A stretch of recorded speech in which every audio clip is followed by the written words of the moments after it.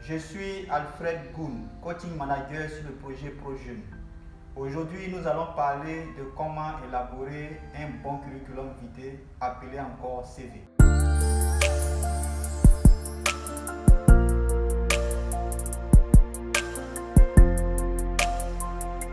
Le curriculum vitae, appelé communément CV, est un document détaillant le parcours et les compétences acquises d'un individu.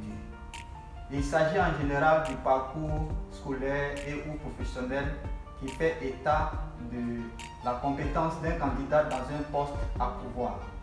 Ce document constitue le point de jonction entre l'offre d'emploi et la demande.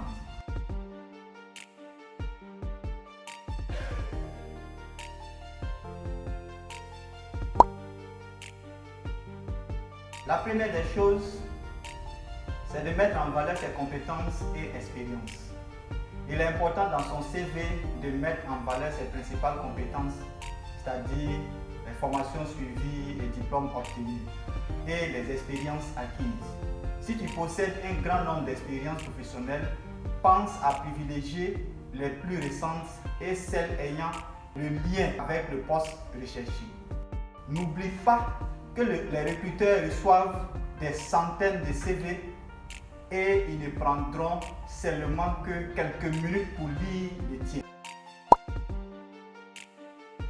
Deuxième chose, avoir un CV différenciant. Tout curriculum vitae doit se différencier des autres, aussi bien par son design que par son contenu. Plusieurs modèles de CV se trouvent sur Internet et qui pourront vous aider. Il suffit de taper tout simplement modèle de CV sur Google et vous aurez plusieurs exemplaires. Troisième chose, faites attention au nombre de pages. De règle générale, un CV doit être composé d'une seule page. Seulement dans certains cas, c'est-à-dire dans les cas où vous avez beaucoup plus d'expérience, là on peut tolérer 2 pages. Mais si tu n'as pas grande expérience, c'est-à-dire tu possèdes peu d'expérience professionnelle ou tu es étudiant, un CV d'une seule page te sera fortement conseillé. La quatrième chose, c'est de lister ses expériences professionnelles et préciser pour chaque poste occupé les tâches réalisées. C'est-à-dire nom et taille de l'entreprise, le secteur d'activité, date de début et date de fin du contrat, le poste occupé, les principales tâches réalisées, les résultats obtenus, le nombre de personnes que tu avais sous ta responsabilité, etc., etc. Sois précis et concis et garde les détails pour l'entretien. Le recruteur pourra ainsi se faire une meilleure idée sur l'ensemble de tes compétences et connaissances que tu as acquises. La cinquième chose, c'est d'être honnête. Évitez de mentir dans son CV car cela finira tôt ou tard par te rattraper. Garde bien en tête que tout ce que tu mentionnes dans ton CV pourra faire l'objet de questions de la part du recruteur, lesquelles, in fine, pourront te faire tomber dans ton propre piège.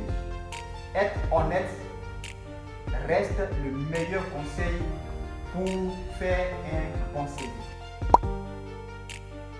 La sixième chose que tu dois savoir, c'est d'accepter les critiques.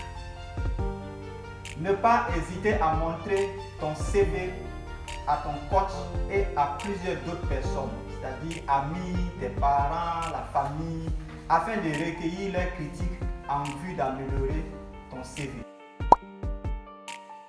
Septième chose, ne pas oublier d'ajouter au CV toute autre information utile. L'indication de ton niveau en langue, par exemple espagnol, anglais, allemand. En informatique, Word, Excel, Photoshop, etc. permettra au recruteur d'avoir une meilleure visibilité sur tes compétences. Ces éléments peuvent marquer la différence par rapport aux autres candidats.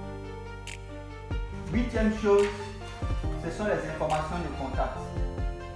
Il faut inclure toutes les informations de contact dans ton CV par lesquelles le recruteur pourra te contacter.